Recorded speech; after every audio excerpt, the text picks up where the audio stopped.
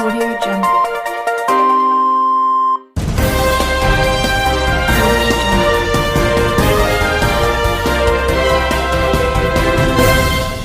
నమస్కారం RK communication city news కి స్వాగతం.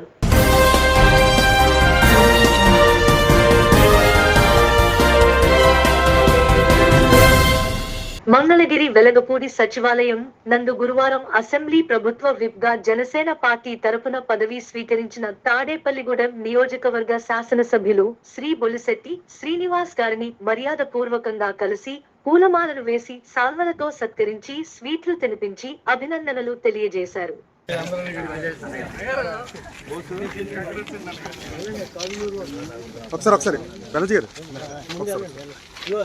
డాక్టర్ విజయ్ గారు ఏంటి చాలా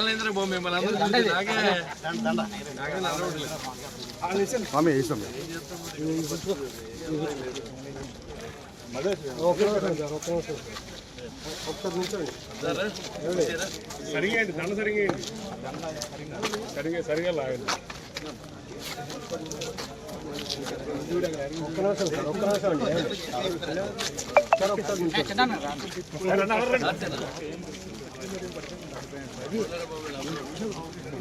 సార్ ఒకసారి కాదులూరు వారు ఒకసారి చూడండి అక్కడ చూడండి వాళ్ళు కూడా ఇస్తున్నారు.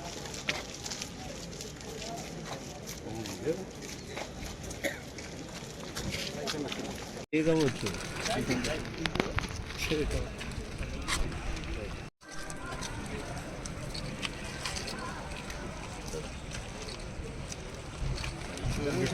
చదువుతోనే ఉన్నత ఉద్యోగ అవకాశాలు లభిస్తాయని టీడీపీ తాడేపల్లిగూడెం నియోజకవర్గ ఇన్ఛార్జ్ వలవల బాబ్జీ అన్నారు. అరుణోదయ స్కూల్ ఆధ్వర్యంలో తాడేపల్లిగూడెం పట్టణం 3వ వార్డు నాన్న కళ్యాణ మండపంలో చిల్డ్రన్స్ డే కార్యక్రమం నిర్వహించారు.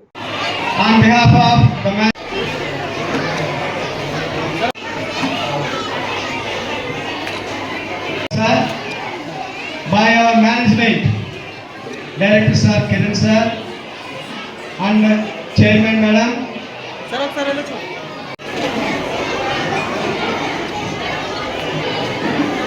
Situation.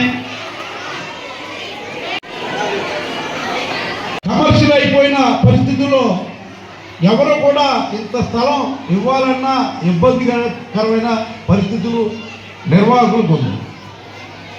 చేస్తే వాళ్ళు చదువుతో పాటు By our honorable guests of honor to our talented children on the Children's Day occasion.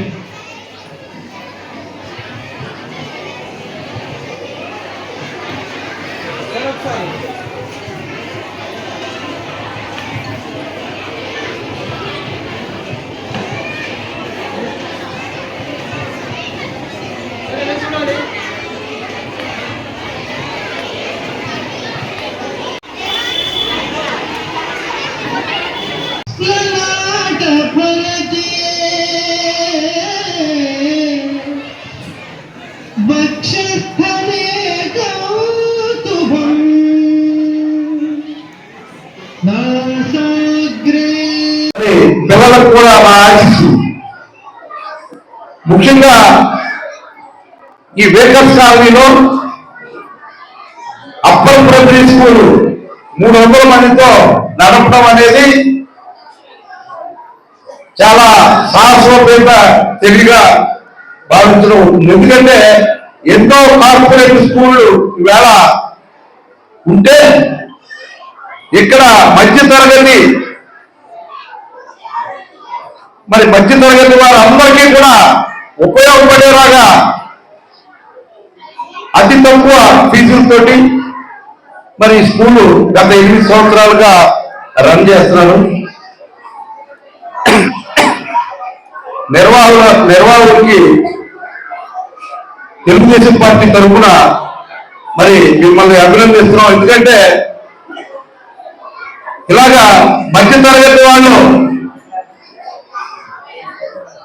Government స్కూల్కి పంపలేరు, కార్పొరేట్ స్కూల్కి పంపలేరు.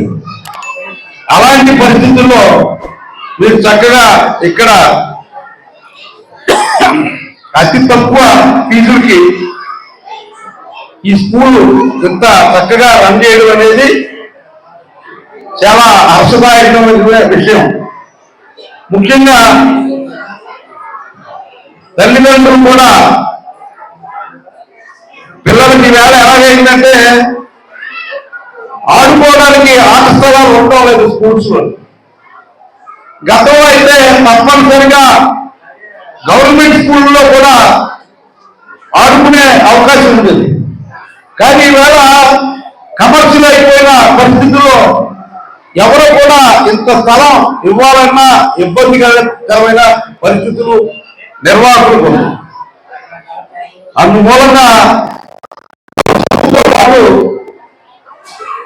ఈ ఆటలు కూడా నేర్చుకుని చక్కగా అభివృద్ధిలోకి రావడానికి అవకాశం ఉంది. అంతేకాకుండా ఈరోజు ఆ పిల్లలకు మంచి భవిష్యత్తు కాకుండా ఉండడం చాలా ఆనందంగా ఉంది. ఎందుకంటే అన్ని కన్స్ట్రక్షన్ డెవలప్ అయ్యారు. ఆ స్కూల్ సాధించినట్టు చెప్పారు సార్. మన టీవీతో కాదు పిల్లలందరినీ మనసుగా సంధించి మంచి భవిష్యత్తు పెట్టాలనే ఉద్దేశంతో నేను ఈ స్కూల్ తగ్గడం జరిగిందని చెప్పడం, అవి దానికి కావాల్సిన అన్ని వసతులు ఏర్పాటు చేయడం, అక్కడ స్థానిక సహకారాలతో స్కూల్ చాలా అందంగా పెట్టుకుంది. యోగాలో కానీ ఆరోగ్యంగా అన్ని రకాల చేసుకుంటూ ఈ చిల్డ్రన్స్ పిల్లలందరికీ మంచి చదువు చదువుకోవాలని కోరుకుంటూ చదవాల్సింది. ఆవిడ ఒక స్కూల్లో ఉపాధ్యాయులుగా పనిచేస్తూ ఏదైనా స్కూల్ స్థాపించాలనేటువంటి బలమైనటువంటి సంకల్పంతో ఈ స్కూల్ స్థాపించి అందులో కూడా పెద్ద పెద్ద స్కూల్ కార్పొరేట్ స్కూల్లో చదివించి సాంగ్స్ అందరికీ ఒక చిన్న మంచి స్కూల్ అందరికీ అందుబాటులో మంచి తరగతులు అందరికీ కూడా అందుబాటులో ఉండే విధంగా ఈ స్కూల్ స్థాపించి 0 మంది స్ట్రెంత్ ఈ స్కూల్ నడుపుకుంటే ఈ రోజుల్లో కార్పొరేట్ స్కూల్ పోటీగా నడుపుకుంటే మామూలు విషయం కాదు. కానీ అలాగే ప్రతి కార్యక్రమం కూడా ఒక ఆగస్ట్ 15 కానీ ఒక చిల్డ్రన్స్ డే కానీ అలాగే ఒక రిపబ్లిక్ డే కానీ ప్రతి స్కూల్లో చదువుకున్న ఘనంగా చెప్పే విధంగా మీరందరూ కూడా టీచర్స్ చెప్పినట్టు పాల్గొని మీరందరూ కూడా మంచి భావిభావం త్వరగా తీర్చిదిద్దాలని కోరుకుంటూ ఈ కార్యక్రమానికి ఇచ్చేసినటువంటి మన ప్రీత నాయకుడు భారతి గారు మీ అందరిని ఉద్దేశించి ప్రసంగిస్తారు. రాష్ట్రానికి ఆదాయం పెరిగేలా ప్రణాళికబద్ధంగా బడ్జెట్ రూపకల్పన జరిగిందని బీజేపీ నియోజకవర్గ కన్వీనర్ ఈతకోట తాతాజీ అన్నారు. గురువారం తాడేపల్లిగూడెం తన కార్యాలయంలో విలేకరుల సమావేశం నిర్వహించారు. ప్రజల ఆకాంక్షల మేరకు రాష్ట్రాన్ని అప్పుల ఊబి నుంచి బయటపడి పురోభివృద్ధి దిశగా తీసుకెళ్లి 5 ఏళ్లలో దేశంలోనే నెంబర్ 1 స్థానంలో నిలబెడతామన్నారు. జరిగిన 2 రోజుల క్రితం మన ఆంధ్రప్రదేశ్ రాష్ట్ర బడ్జెట్ ప్రవేశపెట్టడం జరిగింది. ఏది ఎన్డీఏ కూటమి అధికారంలోకి వచ్చిన తర్వాత మరి చంద్రబాబు గారు మన రాష్ట్ర ముఖ్యమంత్రి గౌరవనీయులు మరి ఎంతో ఆలోచించి ఈ రాష్ట్రాన్ని ఆర్థికంగా వెనకబడి నుంచి ఎదరు తీసుకురావాలని ఒక మంచి ఆలోచనతో మరి ఈ బడ్జెట్ ని ప్రవేశపెట్టడం జరిగింది. ముఖ్యంగా ఈ బడ్జెట్ లో వైద్యం, వ్యవసాయం, విద్య అలాగే మరి 6 ప్యాక్ వీటికి సంబంధించి ఒక మంచి ప్రణాళికతో ఈ బడ్జెట్ 2,94,00,00,000తో ప్రవేశపెట్టడం జరిగింది. అందులో ముఖ్యంగా బీసీ సంక్షేమానికి కూడా 39,000 కోట్లు కేటాయించడం మామూలు విషయం కాదు. పెద్దపేట బీసీ సంక్షేమానికి ఏకవే కాకుండా నీటిపారుదల, జలవనరులకు సంబంధించిన అన్ని ఏదైతే ప్రాజెక్టులు చిన్న పెద్ద ప్రాజెక్టులు ఉన్నాయో అన్నిటికీ ప్రాధాన్యతలాగా ఈరోజు పోలవరం ప్రాజెక్టుకి మరి ఈ యొక్క కూటమి ఎన్డీఏ కూటమిలో ఉన్న సెంట్రల్ గవర్నమెంట్ ప్రభుత్వం కూడా మరి 15,000 కోట్లు పోలవరంకి ఇచ్చి రాబోయే 26వ సంవత్సరంలో పూర్తి చేయాలని ప్రణాళిక వెళ్తుంటే మిగతా ప్రాజెక్టులు కూడా ఇందులో కేటాయించడం జరిగింది.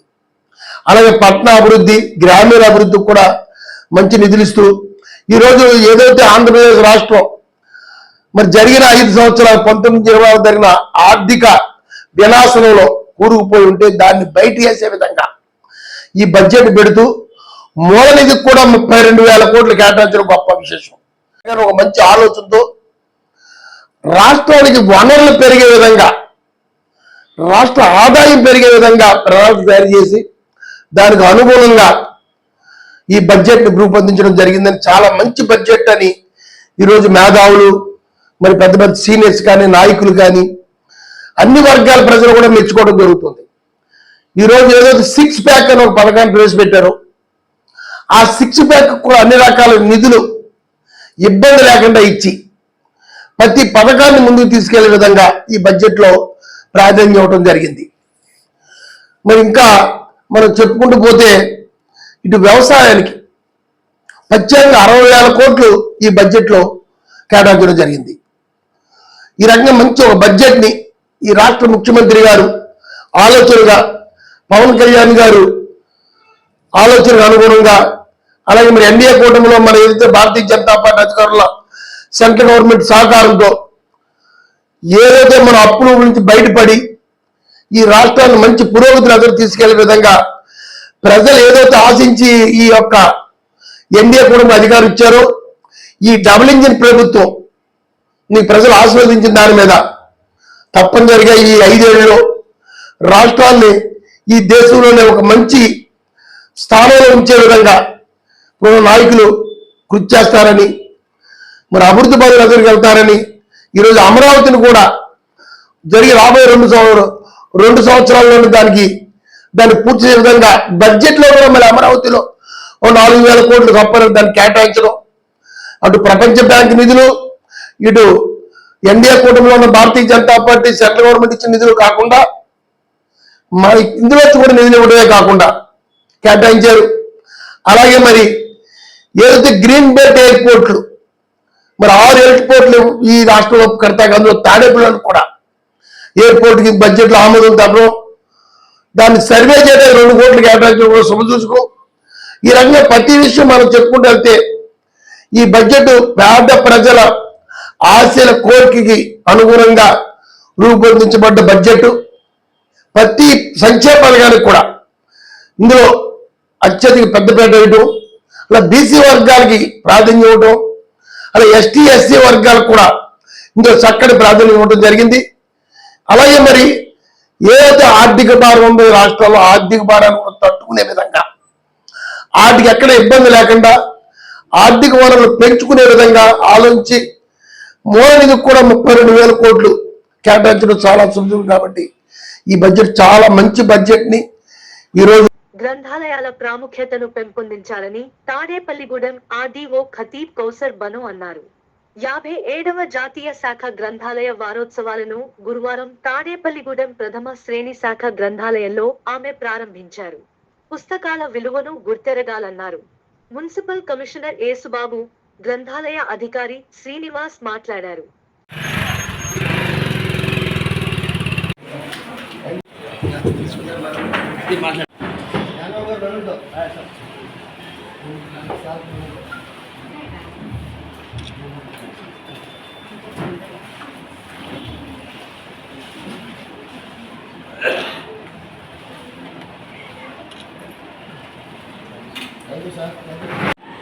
ఈ రోజు రేపటి పౌరులే రేపు పెద్దల జై మాట్లాడమ్మా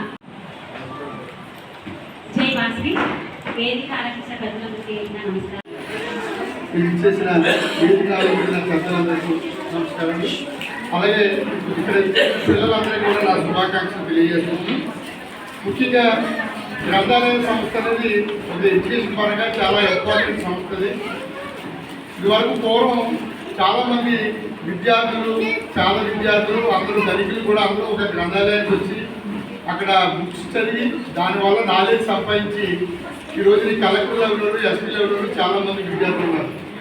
కానీ ఇప్పుడు ప్రస్తుతం టెక్నాలజీ పెరగడం వల్ల ఈ గ్రంథాలన్నీ కూడా మనకి సెల్ ఫోన్లో వచ్చేస్తున్నాయి, ఆన్లైన్లో నెట్లో కొడితే అన్నీ వచ్చేస్తున్నాయి. కనుక గ్రంథాలయానికి కొద్దిగా ప్రాధాన్యత తగ్గినప్పటికీ పూర్వం చరిత్రని నిలబెట్టి ఈ గ్రంథాలయ బుక్స్ చదవడం ద్వారా విద్యార్థులందరూ అవగాహన చేసుకుని ఈ బుక్స్ ద్వారా మీరు ప్రయోజకులవి మంచి దేశానికి మంచి పౌరులుగా ఉండాలని కోరుకుంటూ ఈ అవకాశం ఇచ్చిన అందరు పెద్దలకు ధన్యవాదాలు తెలియజేస్తూ పిల్లలకు ఆశీస్సులు తెలియజేస్తూ సెలవు తీసుకుంటాం.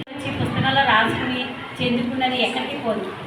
మన దగ్గర ఎంత డబ్బు ఉన్నా ఎవరొకరు దొంగలించగలరు. అలాంటి విద్య ఉంటే మటుకు మనకి ఎవరు దొంగలించలేరు. అలాంటి విద్యను మీరు అందరూ చక్కగా చదువుకుని చెందుకుని బాగుండాలని చెప్పి మనస్ఫూర్తిగా కోరుకుంటూ, అలాగే గ్రంథాలయాన్ని చక్కగా నిర్వహిస్తున్న గ్రంథాలయం వాళ్ళందరికీ కూడా ప్రత్యేకంగా మా ధన్యవాదాలు తెలుపుకుంటున్నాను. ఈ వార్తలు ఇంతటితో సమాప్తం. నమస్కారం.